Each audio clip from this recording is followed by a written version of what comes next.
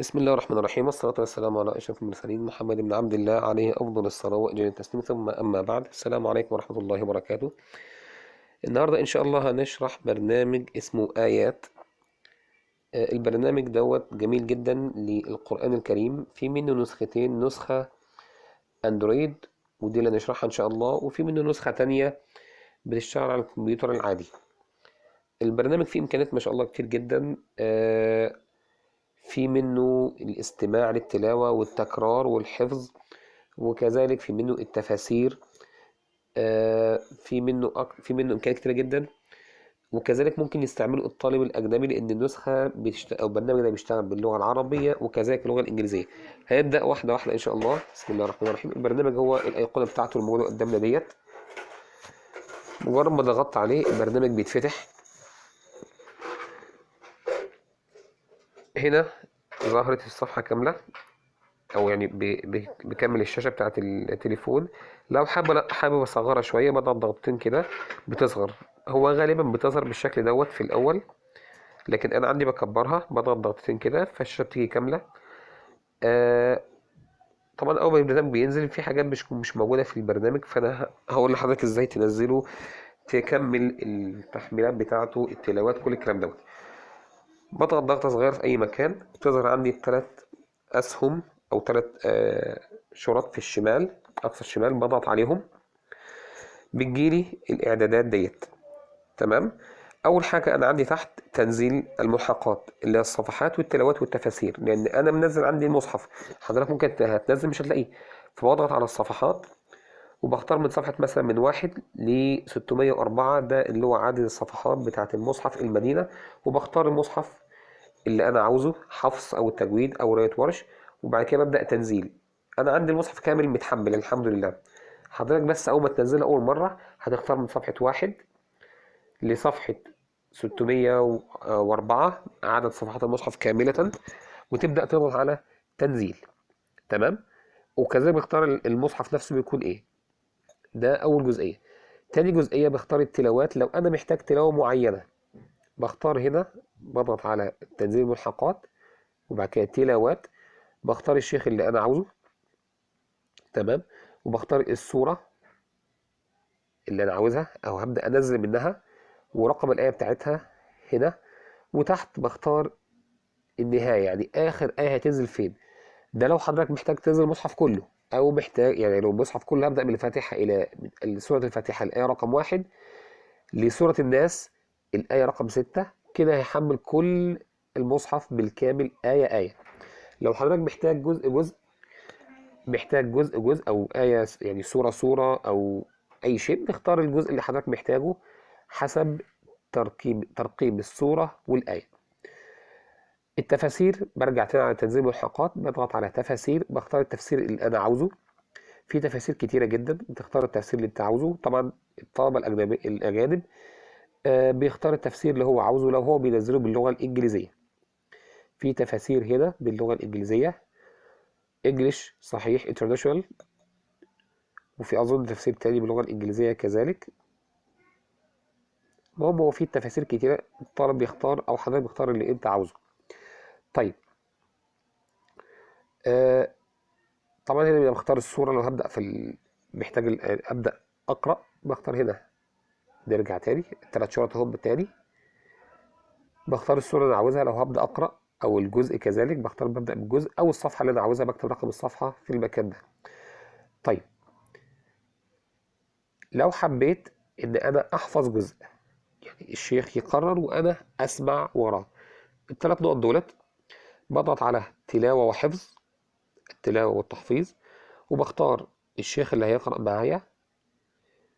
هنا لو محتاج ترجمة بحيث الآية تتقال ووراها ترجمة، ده للطلبة الأجانب.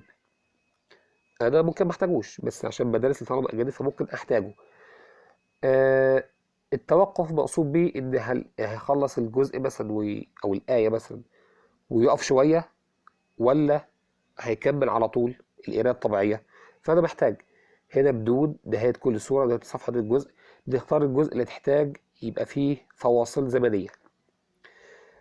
التكرار، أنا محتاج إن هو يكرر ولا مش محتاج إن هو يكرر الآية. لو أنا محتاج يكرر بضغط على تلاوة وحفظ، بضغط على التلاوة والتحفيظ، التكرار.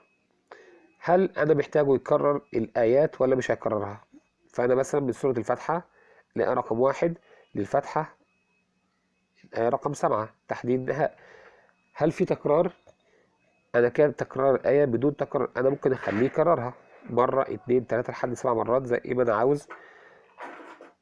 آه لو تكرار فقرة أنت عاوز أكتر من آية، ده بالنسبة للي بيحفظ.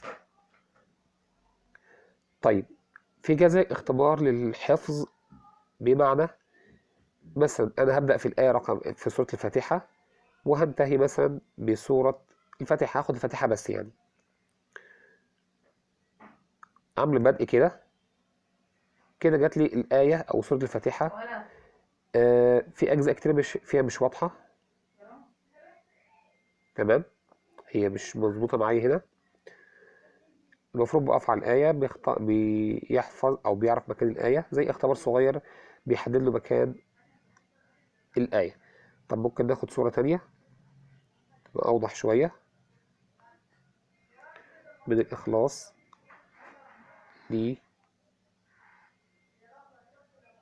للناس أهو. هنا كده أنا عاوز الآية ديت، بضغط على الآية أو المكان تظهر الآية واضحة عندي، تمام. طبعا أنا بمشي مع الطالب آية آية، أنا ضغطت دلوقتي بشكل عشوائي بس إحنا مع الطلاب بنمشي آية آية.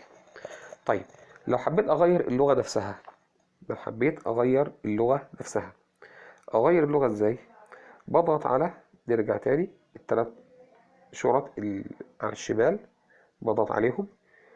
إحنا دلوقتي عرفنا إزاي بنتعامل بقى باللغة العربية. لو عايز أخليه لغة إنجليزية، التلات شرط هم بضغط عليهم، بضغط بعد كده على الخيارات المساعدة، بختار الإعدادات.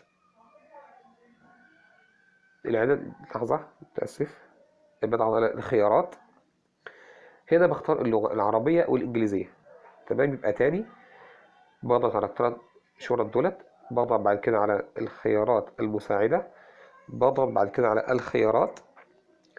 في الخيارات بيختار لي اللغة عربية أو إنجليزية، بختار اللغة اللي أنا عاوزها. في جزئية تمام كمان لازم برضو نوضحها شوية، بتكون مهمة جدا.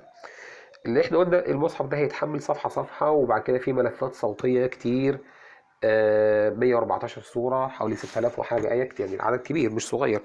فممكن يكون في إجهاد على التليفون نفسه، وأنا محتاج أحمل الملفات دي كلها مش على التليفون، لا أحملها على كارت الميموري. أعمل إيه؟ بضغط على الثلاث نقط دولت أو الثلاث شرط، بضغط على الخيارات المساعدة، بضغط على الإعدادات. بعد كده الإعدادات مكتوب عندي حفظ التلاوة على الذاكرة الداخلية أو الذاكرة الخارجية، إن أنا أحفظها في أنهي مكان، تمام كده. أحفظ التلاوة على الكارت أو على التليفون نفسه. في كمان جزئية تانية لو حضراتكم واخدين بالكم، إن أنا مش ظاهر عندي شريط الإعدادات اللي فوق دوت، اللي هو الساعة والبطارية وكل الكلام ده. ده ممكن أخليه يظهر، ممكن أخليه ما يظهرش باختياري أنا عن نفسي بحب أخليه ما يظهرش عندي. بضغط على الإعدادات وبضغط إظهار شريط الساعة والتنبيهات، هو بيكون نعم ظهر فوق اهي دلوقتي الساعة 2:57. أنا محتاج أخفيه، هو بيجي ظاهر أنا بحب أخفيه. إظهار شريط الساعة والتنبيهات بضغط على لا، تمام كده المصحف شغال معايا. أختار أي آية بحب أقرأها أو أسمعها، أنا مش عارف هو متحمل عندي كامل ولا لأ. بضغط على الآية وبضغط على علامة الاستماع، تمام. المفروض الآية دلوقتي بتحمل،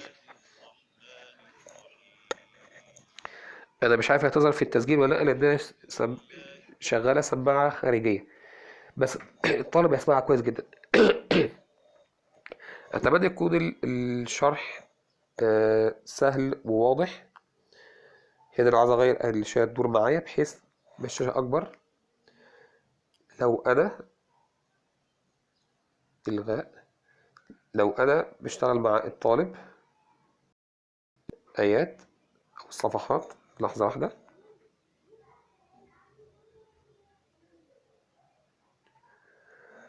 هو ظاهر لي دلوقتي عشان بس انا كنت داخل في اعداد معين،